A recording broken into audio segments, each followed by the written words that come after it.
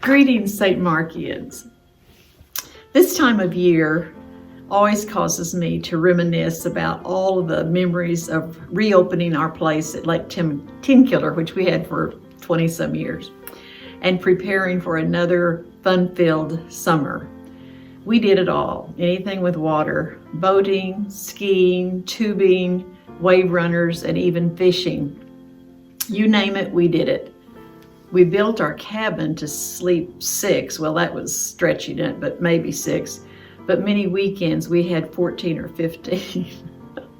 But you know, kids can sleep anywhere, and we really did pack them in. But they were so exhausted after spending a day on the water. And then we'd have marathon card games at night and food, lots and lots of food. But great memories, great memories. I love it. As most of you know, Lake Tenkiller is a very deep lake, 165 feet at some points, and it covers almost 13,000 surface acres. It's a good-sized lake, and it has a very rocky bottom, which is what makes it so clear. It used to be really clear, but it's still fairly clear. However, that rocky bottom presented a bit of a challenge for anchors, you know, for your boat. I cannot tell you how many anchors we contributed to Lake Tenkiller. Whenever we'd be out on the lake, we'd want to stop and swim and jump off the boat and eat or whatever. So we'd drop an anchor, keep us in place. Then when ready to move on, you just pull up the anchor and take off, right? Well, didn't always work that way. In a perfect world, maybe.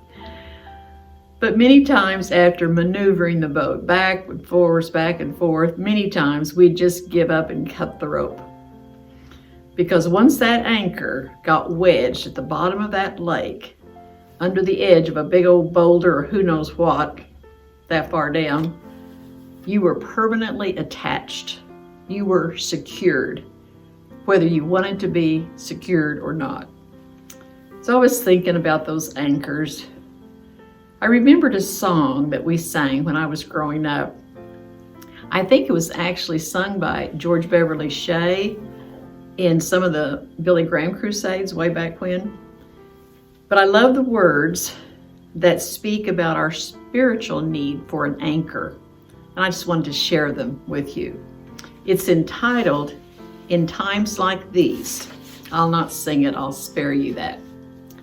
In times like these, you need a savior.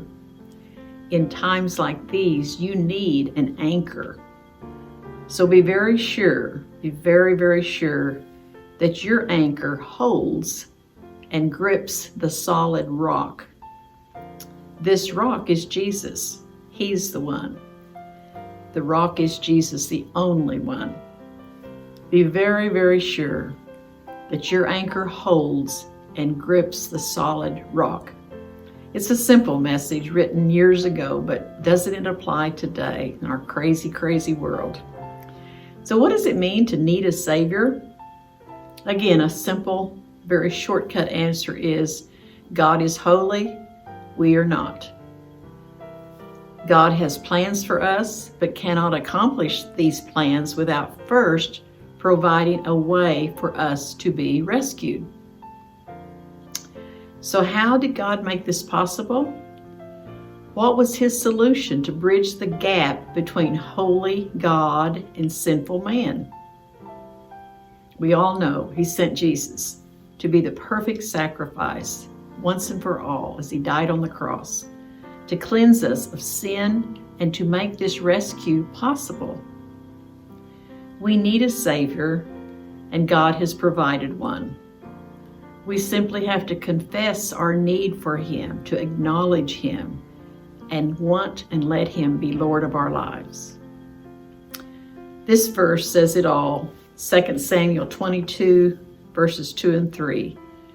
The Lord is my rock, my fortress, my deliverer. My God is my rock in whom I take refuge. He's my shield and the horn of my salvation. He is my stronghold, my refuge, and my Savior. Don't you love how God works? How He brings thoughts or memories to your mind and then connects them with some spiritual insight or just a reassurance just when you need it most. And I needed that today. So let this be our prayer for all of us in closing. Psalms 19:14. May the words of my mouth and the meditations of my heart be pleasing to you in your sight, O Lord, my rock and my redeemer. Y'all have a great day.